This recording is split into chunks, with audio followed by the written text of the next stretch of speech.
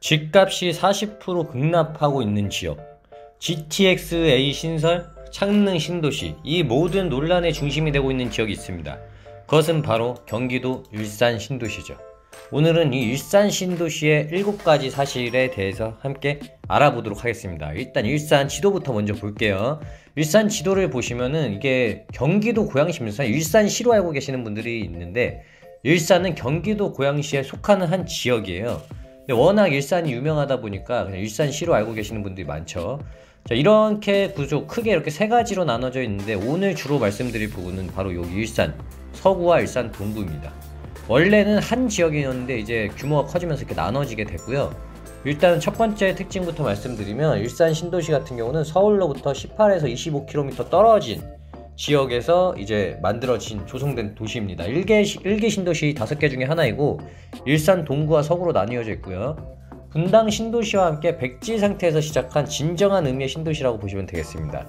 계획 인구 27.6만 명에서 시작됐는데 분당 다음으로 크게 조성된 신도시라고 보면 될 거고, 그러다 보니까 지역에 가보시면 큼직큼직하고 참 사람 되게 좋게 구성이 잘 돼 있어요. 이제 인구 같은 경우도 보시면은 지금 현재 100만 인구 정도를 자랑하고 있습니다. 경기도 28개시 중에 3위의 인구수이고요. 이 신도시가 형성될 때 여기 보시면은 3호선이 있고, 일산은 주로 3호선과 경의중앙선이 있는데 3호선 중심이 일산 신도시가 형성되는 메인 지역이라고 보시면 되고요. 경의선이 지나가는 여기 쪽에 보이시면 여기 일산동, 탄현동 이쪽 있죠. 여기 일산역이랑 탄현역이 있는데, 여기 북쪽으로는 원래는 이제 신도시가 조성되는 거와 상관없이 따로 좀 별도로 도시화가 진행된 지역이라고 보시면 됩니다. 이 지역 가보시면은 일산역 위쪽이거든요. 일산역 북쪽인데 여기 가면 아파트도 많고 초등학교도 많고 되게 조용하게 주거지가 잘 형성되어 있습니다. 근데 상대적으로 이 일산역 아래쪽 3호선 라인 쪽에 비하면은 집값이 저렴한 편이에요. 네, 참고하시고요. 그 다음에 여기서 보시면은 이거는 이제 그 경기도 내에서 일자리 개수입니다. 고양시가 화성, 성남, 수원, 용인 다음으로 5번째 순위를 차지하고 있네요. 일단 화성, 수원, 용인 다 특징이 반도체가 있죠. 성남 같은 경우는 뭐 말할 필요가 없고 분당이 속한 지역이니까. 자, 두 번째 특징부터 그럼 이어서 연결을 드리자면 입지입니다. 일산에 대해서 이제 좀 뭐라 그래야 될까요? 연령대가 있으신 분은 알고 있는데, 일산 신도시 처음 생길 때 입주 초기에는 메인 입지 아파트가 지금 압구정 현대아파트 가격이 그거에 비견될 정도로 높았습니다. 2000년대 후반, 신도시 조성되고 나서 2000년대 중후반에는 이제 천당 아래 분당, 이건 많이 들어보셨죠? 그리고 천하제일 일산이라는 말이 있을 정도로 경기도 최상위 지역이었다고 보시면 됩니다. 그러나 이제 안 좋은 역사는 언제 시작됐냐? 리먼 사태죠. 리먼 사태 이후로 분당과 조금 다른 길을 걷게 되는데, 이후에 이때 분당도 일산도 다 좀 집값 하락으로 어려움을 겪었던 반면에, 분당 같은 경우는 이후에 신분당선 같은 게 생기면서 강남 지출이 갈수록 용이해지고, 이후에 판교까지 생겨나면서 부촌으로 계속 발전을 해나간 반면, 일산은 일자리가 제일 많은 강남으로의 접근이 분당에 비해서는 많이 힘든 지역이죠. 여기서부터 일산과 분당이 조금 다른 길을 걷게 되었다 라고 보시면 되겠습니다. 뭐 조성은 일산도 좋고 분당도 좋은데, 여기서 이제 강남과의 위치, 강남과의 접근성에서 차이가 많이 나죠. 서울로 접근은 이제 3호선과 경의중앙선이 있습니다. 전철로는 사실 공동역까지가 집에서 직장까지 가는데 마지노선 정도로 평가가 되고 있거든요. 왜냐면 생각보다 꽤 가야 돼요. 그리고 강남 쪽으로는 이제 가기가 너무 쉽지가 않고 차도 막히고 뭐 전철로도 환승을 많이 해야 되고 이러다 보니까, 그만큼 전철 쪽으로는 강남 쪽으로 가기가 너무 힘들어서 강남 접근성만 따지자면 1기 신도시 중에서는 최악입니다. 반면에 서울 도심 쪽으로는 괜찮죠. 또 여의도나 강화문, 공덕 뭐 이쪽까지 라인까지는 일산에서 출퇴근하기가 용이한 편이고, 특히 일산에 방송사가 많습니다. 방송국이 많고 뭐 DMC라던가 이쪽이라도 가깝다 보니까 방송국 근무 종사자들이 많으면서 연예인 보기 쉬운 그런 지역이기도 합니다. 뭐 일산에서 연예인 봤다는 거는 뭐 주변에 뭐 산다는 얘기도 많이 듣고, 뭐 저기 시내 라페스타 뭐 이런 데 나가면은 봤다는 뭐 그런 거는 너무 자주 봐서 연예인들이 많이 사는 지역이기도 하기 때문에, 네. 뭐 방송국 종사자나 연예인들이 많이 사는 지역. 그런데 강남 쪽으로는 조금 진출은 어렵다. 그래서 직장으로는 뭐 여의도나 강화문 뭐 요 정도까지는 그래도 괜찮은 편이라고 보시면 될 것 같고요. 세 번째는 이제 일산의 지역 이름인데 마을마다 이름이 붙어 있습니다. 여러 마을이 있는데 일산에서 그 중에서 후곡마을이 일산에서 가장 큰 마을입니다. 아파트 18개 단지로 이루어져 있고요. 일산역 역세권인데다가 일산의 대표적인 학원가이기도 합니다. 아까 제가 일산역 얘기 드리면서 일산역 북쪽으로 탄현마을 이런 쪽이 나온다고 했잖아요. 그쪽과 요 아래쪽이랑 집값이 좀 차이가 많이 나요. 집값이 좀 달라집니다. 백마마을과 후곡마을은 일산의 대표적인 두 학원가이기도 하고요. 그래서 일산 학원가 말하면 이 후곡마을이랑 백마마을이라고 보시면 되겠습니다.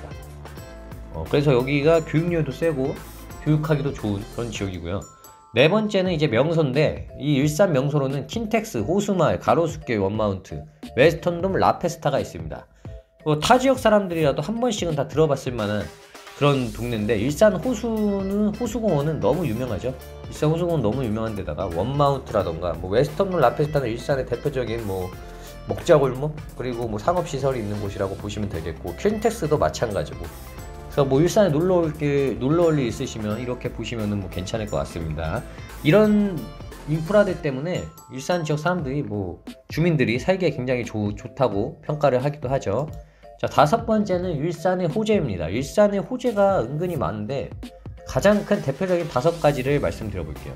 일산역 호재 5가지는 GTX A선 개통. GTX부터 먼저 얘기를 드리자면 이거는 생기면 정말 대한민국의 판세가 많이 바뀔 만한 그런 노선이죠. 자, GTX A 노선 같은 경우는 이제 일산 위에 있는 파주 운정부터 시작해서 바로 일산 킨텍스, 대곡, 연신내 이렇게 옵니다. 예를 들어서 지금 일산 킨텍스에서 타면은 하나, 둘, 셋, 3번 만에 서울역 오고 4번 만에 삼성에 도착하기 때문에 굉장히 교통적으로는 혁명적인 그런 노선이 되겠죠. 그러다 보니까 이 GTX 때문에 관련 노선에 있는 아파트들이 많이 올랐고요. 두 번째는 이제 서해선입니다. 서해선이 생기면 인천 라인 쪽까지 연결이 되는 거고, 세 번째는 경의중앙선 향동역이 이제 신설 추진 예정이고, 그 다음에 CJ 라이브 시티, 마지막으로 일산 테크노밸리인데 이게 생기면 2만 개 정도의 일자리가 추가로 생긴다고 하니까 일산 지역에는 굉장히 큰 호재로 작동할 수 있겠죠. 무엇보다도 이 GTX가 생기면 그동안 일산에 어떻게 보면 유일한 단점 중에 하나인 강남 접근이 굉장히 용이해질 수 있다고 보시면 될 것 같습니다. 이거 어떻게 될지는 아직 잘 모르겠어요. 이건 지켜봐야겠죠. 자, 그 다음 6번째는 창릉 신도시입니다.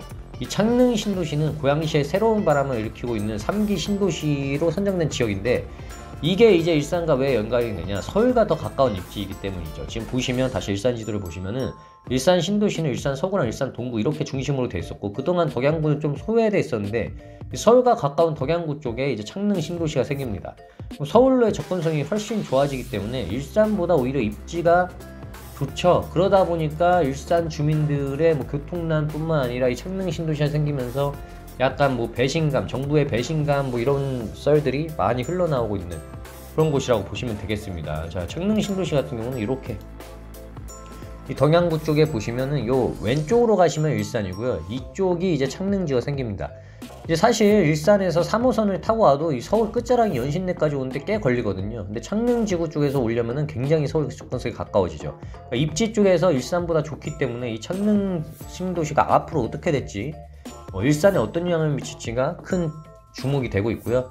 자, 7번째로 일산의 대장 아파트를 한번 보실게요. 일산의 대장 아파트를 두 개로 나눠 보겠습니다. 일단 일산 동구 쪽은 2404세대 16년식 주상복합 일산 요진 YCT입니다. 3호선 백석역 앞에 들어가 있고 서해선이 들어올 국산역까지 도보 이용이 가능해요. 왜 대장 아파트인지 아시겠죠? 플러스로 인프라가 굉장히 좋은데 롯데아울렛, 메가박스, 코스트코, 종합병원, 도서관, 공원 등을 다 이용할 수 있는 그런 위치에 있습니다. 그래서 일산 동구의 대장 아파트로 꼽히고요. 일산 서구의 대장 아파트도 좋은 점이 있겠죠. 이런 대장 아파트로 꼽히는 데가 킨텍스 꿈의 그린입니다. 여기 포인트가 아까 앞서 말해드린 GTX-A가 들어오는 킨텍스역 바로 옆에 있습니다. 그러니까 GTX-A가 들어오는 순간 여기는 굉장히 교통의 요지로서 좋은 위치가 되겠죠. 사실 다른 역 앞에 있는 것보다 이 GTX-A가 앞에 있으면 다른 지역, 특히 강남 쪽으로 뻗어나가기가 너무 좋기 때문에, 그리고 추가로 킨텍스와 호수공원을 양쪽에 끼고 있고 현대백화점, 홈플러스, 이마트, 트레이더스 등의 편의시설이 주변에 있어서 인프라도 괜찮은 편입니다. 자, 이런 것 때문에 일산 서구의 이제 대표 대장 아파트로 뽑히는 게 19년식 킨텍스 꿈의 그린이라고 보시면 될 것 같습니다. 그래서 오늘은 이렇게 일산에 대해 7가지를 알아봤는데요. 지금 이제 일산의 GTX와 그리고 덕양구에 생긴 창릉 신도시, 지금 이런 것들이 앞으로 일산의 미래를 어떻게 바꿀지가 궁금하고, 지금 같은 경우는 일산이 아파트 가격이 많이 떨어졌는데 예전에 2008년도 리먼 사태 이후로도 일산은 이제 그 전까지 한창 잘 나가다가 한번 좀 빠져서 좀 시들시들해졌다가, 그러니까 이때 뭐라 그래야 될까, 아파트 하락장이 왔을 때 조금 영향을 많이 받는 것 같습니다. 오늘은 일산에 대해서 알아봤는데 지금 일산 집값이 많이 빠졌다고 여러 얘기들이 나오고 있어요. 근데 앞으로 또 호재들이랑 작동해서 일산의 미래가 어떻게 될지 지켜봐 주시면 될 것 같습니다. 오늘 일산에 대한 기본적인 사실 7가지 정리해 봤습니다. 감사합니다. 다음번에는 더 좋은 영상으로 찾아뵙도록 하겠습니다. 안녕히 계세요. 좋아요와 구독 부탁드립니다.